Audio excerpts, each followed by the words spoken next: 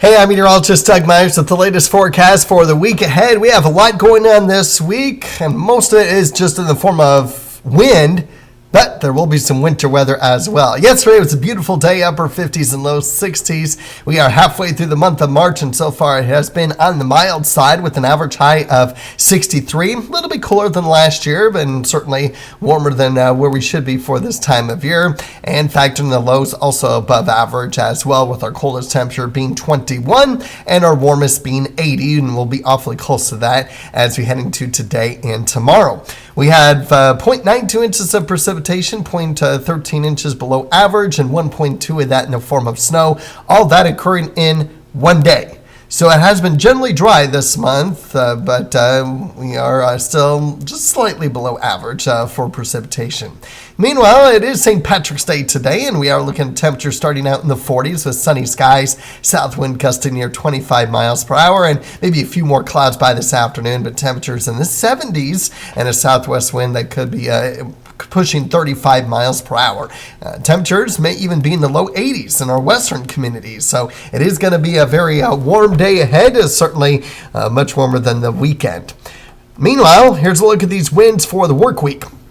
South-southwesterly winds today at times near 30 miles per hour. This model is not quite as windy as what some of the other computer models are indicating, with some 30 to 35 mile per hour gusts, but you get the idea that the breeze will be with us, and that means the fire danger threat. I really think the fire danger threat all week is going to be very high to extreme. So outdoor birding this week is not going to be a good idea. It's just not. And then a little bit stronger winds tomorrow, especially along in south of the Turnpike. Once you get into Wednesday, that's when the winds really crank up, especially behind a very strong cold front that pushes through during the morning hours. And that's when wind gusts could exceed 50 to 60 miles per hour. So here we go again. Another opportunity for a potential high wind warning that could be in effect on Wednesday. And yes, there could be some snow on this day. We'll talk about that here in a little bit. Not quite as windy as we round out the work week. In fact, Thursday, probably going to be the least amount of wind of the week, as the winds do pick up just a little bit on Friday, especially in the morning, and then may come down just a little bit towards the afternoon hours. But for some areas, still a bit on the breezy side with wind gusts 20 to 30 miles per hour. All right, so here's the look at Supercast. This model has a little bit of cloud cover pushing through the area for this afternoon, but still generally mostly sunny for the majority of the day. This model doesn't bring that area of clouds through by the afternoon. It stays sunny all day, so just something that we'll keep an eye on. But even if we do get some clouds at times, especially this afternoon, shouldn't have an impact on our temperatures, with highs in the upper 70s and low 80s. Mostly clear tonight, and then I think we'll have a little bit more cloud cover tomorrow, but with a much warmer start in the morning. It will be another warm afternoon, similar if not a few degrees warmer on Tuesday compared to today. This model keeps it all dry Tuesday night. I am holding on to a chance that we start precipitation as early as Tuesday night, but certainly continues into Wednesday, and this model has it all in the form of snow. But if precipitation starts a little bit earlier with warmer temperatures, it is likely going to start off as rain.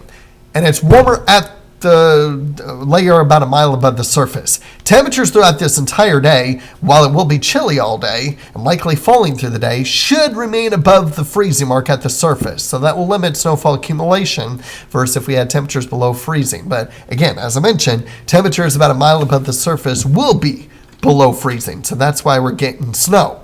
And the highest probability of getting a couple inches of snow, the way it looks right now, subject to change by the way, is our northwestern communities, where 1 to 2 inches of snow is possible.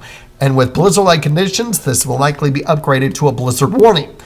We've had a lot of blizzard warnings this season. Wow. But it is going to happen again for this midweek storm system, Tuesday night and Wednesday, that we're keeping an eye on. As far as temperatures are concerned, by 6 a.m. on Wednesday, a wide range in temperatures, and these are temperatures, by the way, not wind chills. We'll look at wind chills here in just a second. But as the morning progresses, by 10 o'clock, now we have temperatures that are mostly in the 30s and 40s, and continue to cool down with most spots in the 30s by 5 p.m. and very slowly cooling through the rest of the evening hours. I think once we get past midnight and we do start to clear out a little bit with that cloud cover, temperatures are able to get back down below freezing. As far as wind chills are concerned, I forgot to put a pause point there, but you get the idea that we're going to be in the 20s for the majority of the day on Wednesday for wind chill values. A huge drop in temperatures. But we recovered nicely for the first couple days of spring with highs about seasonal on Thursday for the first day of spring officially, and then days after that, low to mid 60s, as we'll have an opportunity for a few rain showers for the second half of the weekend. Not very impactful the way it looks right now, but certainly something that we'll monitor as well. The storm system for this work week, Tuesday night and Wednesday. The Tuesday night time frame is the severe weather threat staying off to our north. Is there a chance we might get an isolated thunderstorm initially before that cold front pushes through? It's possible, but severe weather threat for now looks to stay up to our north. Speaking of severe weather, storm spotter training classes this week. It'll be virtual tonight. You can find the link on WIBW.com to register. And then tomorrow at 6:30, in Belleville, Republic County. Then it goes back to the 7 o'clock time frames in Marshall County on Wednesday. For now, that may be postponed or canceled because of the blizzard. So don't be surprised by that.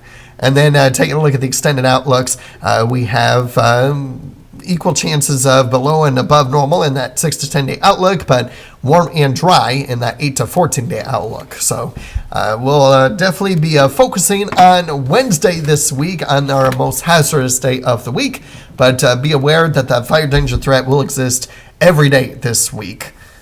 Maybe with the exception of Thursday, but because the breezy conditions return Friday, it's very possible that that fire danger threat will remain high, depending on how much precipitation we get too. Have a great day.